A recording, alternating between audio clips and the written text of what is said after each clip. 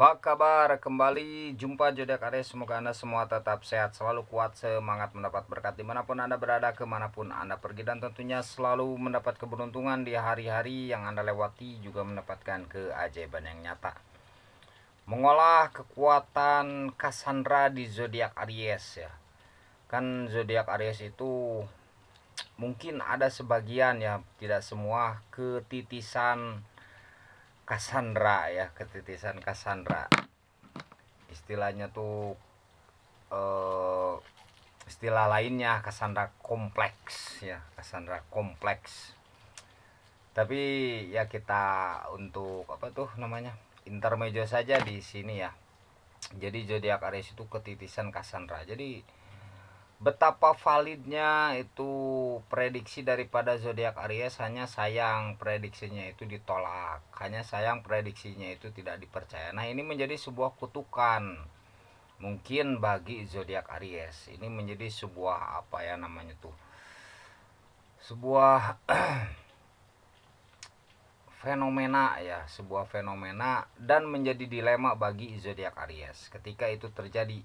Padahal zodiak Aries sudah memprediksi tentang orang yang dicintainya, sudah memprediksi tentang orang terdekatnya, sudah memprediksi tentang temannya, tapi mereka tidak percaya, tapi bahkan mereka tidak menyadarinya bahwa itu semua dari prediksi zodiak Aries. Bahkan baru tadi malam zodiak Aries sudah memprediksi secara tidak sengaja lewat WhatsApp lewat WA ya, lewat WA memprediksi, ternyata benar paginya tidak jadi. Nah itu ya, itu contoh saja itu ya. Jadi ada kala begitu ya. Jadi suatu prediksi yang kita sampaikan itu tidak dipercaya, itu tidak digubris, itu tidak diberi perhatian. Kenapa ya? Tidak perlu kita marah-marah kepada mereka, tidak perlu kita menuntut untuk mereka percaya. Nah, tetapi itu mungkin ada kesalahan di diri kita sendiri. Ada kesalahan di diri kita sendiri gitu ya. Ada suatu problem di diri kita sendiri. Nah, apa problemnya ya? Itu yang mesti dicari. Itu yang mesti diguar, itu yang mesti menjadi teka-teki, menjadi misteri, itu yang mesti dibuka gitu ya. Untuk zodiak Aries itu harus dibuka. Kenapa kok prediksi saya tidak dipercaya, kenapa kok ramalan saya tidak dipercaya misalkan gitu ya, kenapa kok pandangan saya tidak didengar, tidak digubris, tidak diperhatikan, apa yang saya katakan ini bakal begini, ini bakal begini. Nah gitu ya. Bisa jadi kurangnya komunikasi, bisa jadi kurangnya cara penyampaian, bisa jadi kurangnya wibawa dan karisma. Nah bisa jadi juga memang ada kutukan itu ya. Nah kutukan itu mesti disingkirkan. Menyingkirkan kutukan biasanya itu ya dengan kita ada salah satu cara ya.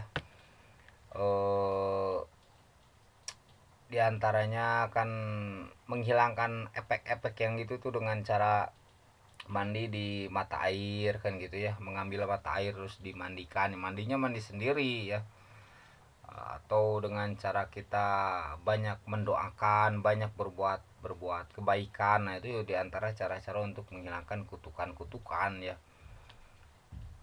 Banyak dengan menolong yang membutuhkan, nah itu diantaranya. Nanti hilang sendiri. Misalkan kutukan tidak punya jodoh nih, belum dapat aja jodoh, susah jodoh, nah itu lakukan. Jadi jangan dengan apa tuh, jangan dengan emosi melakukan sesuatu walaupun itu terlihat baik. Jangan dengan apa tuh istilahnya dorongan hasrat ya, hasrat diri walaupun itu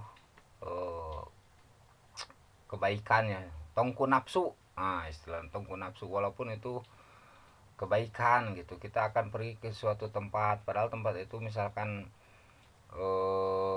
baik, tapi kita bernafsu karena ingin mendapat perhatian dari yang lain. Nah bukan, jangan begitu, nanti itu nggak akan menghilangkan kutukan mungkin gitu ya.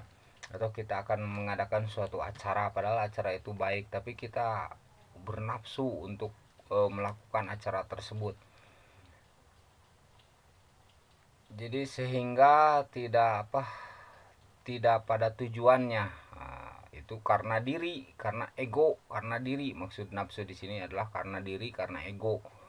Bukan sesuai dengan tujuan yang semestinya gitu. Nah, itu tidak menghilangkan kutukan. Tapi kalau sesuai tujuan yang semestinya, itu mudah-mudahan bisa. Kita mendatangi kuburan-kuburan itu kan baik ya. Mendoakan yang dikubur itu kan baik ya. Gitu, mendoakan yang dikubur itu kan baik. Tapi kalau kita karena ego ya, karena ego misalkan ziarah ya, mengunjungi kuburan yang tadinya untuk mendoakan, tapi karena ego ya bisa rubah kan, misalkan niat dan tujuannya bisa berubah karena itu ditutupi sama ego. Walaupun kita saya tetap mendoakan, tapi ada dorongan ego. Nah, itu dorongan egonya itu yang menjadi masalah itu. Nah, itu mungkin bisa menutup kebaikan yang lain mungkin ya gitu. Ya memang begitu kemungkinannya. Nah, itu ya. Nah, untuk menanggulangi Cassandra kompleks itu ya, atau misalkan untuk menanggulangi untuk mengontrol ketika titisan Cassandra itu datang, begitu ya. Istilahnya ketika kita pandai memprediksi tapi prediksi kita tidak dipercaya. Nah, cara menanggulanginya ini yang menjadi permasalahan kan. Cara menanggulanginya itu ya kita tetap ikhlas. Nah, gitu ya, tetap ikhlas, tetap dalam jalannya gitu ya.